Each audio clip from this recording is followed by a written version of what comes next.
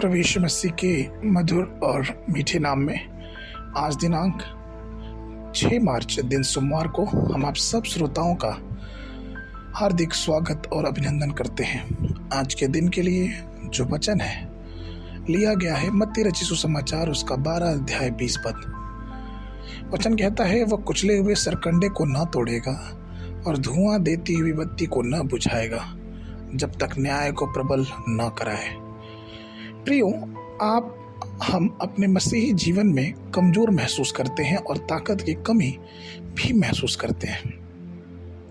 या हो सकता है कि आप बार बार ठोकर खा रहे हो और अपने आध्यात्मिक जीवन में प्रगति करने की स्थिति में न हो, परंतु आज यदि एक विजयी जीवन जीने का दृढ़ निश्चय करेंगे तो प्रभु आपकी सारी कमजोरियों को दूर कर देगा और आपको विजय प्रदान करेगा, क्योंकि वो इस्राएल का सामर्थी परमेश्वर है।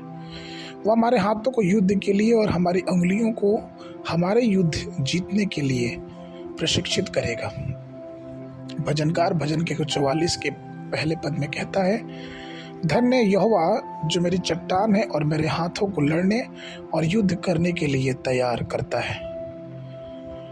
एक युवक को बॉक्सिंग सीखने का बड़ा शौक था, लेकिन कोई उसे कोच नहीं मिल रहा था। कारण ये था कि उसके हाथ की उंगलियां नहीं थी।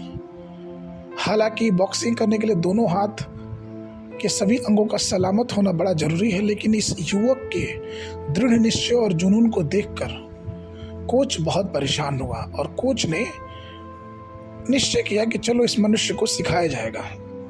जब एक कोच तैयार हो गया उसको सिखाने के लिए, तो कोच ने युवक से कहा कि दूसरों के लिए मैं 100 दिन तक अलग अलग व्यायाम दूंगा, लेकिन तुमको मैं अपने सिर्फ एक व्यायाम सिखाऊंगा।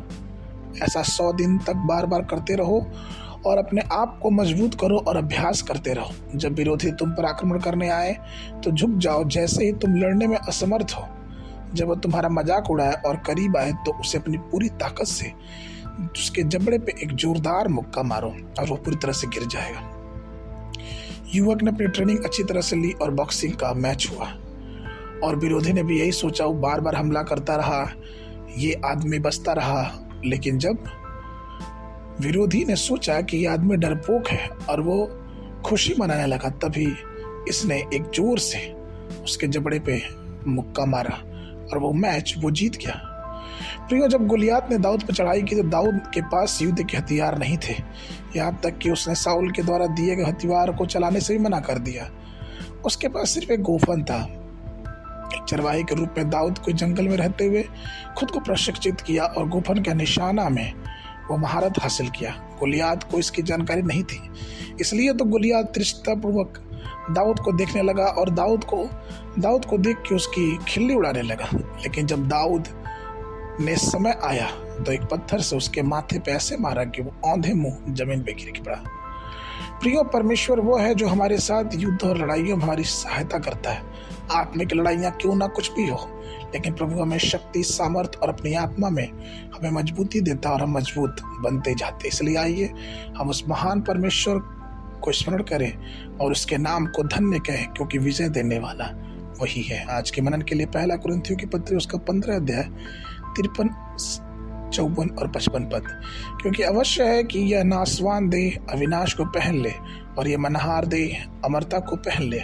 और जब यह नाशवान अविनाश को पहन लेगा और यह मरणहार अमरता को पहन लेगा, तब वह वचन जो लिखा है पूरा हो जाएगा कि जय ने मृत्यु को निगल लिया। हे मृत्यु तेरी जय कहाँ, हे मृत्यु तेरा डंक कहाँ रहा। बाइबल अध्ययन के लिए सुबह के समय व्यवस्था विवरण की पुस्तक उसका पहला और दूसरा अध्याय, संध्या के समय मरकुस रचित सुसमाचार उसका 10 अध्याय 1 पद से लेके 31 पद तक। परमेश्वर आप सबको आशीष देवे। सबको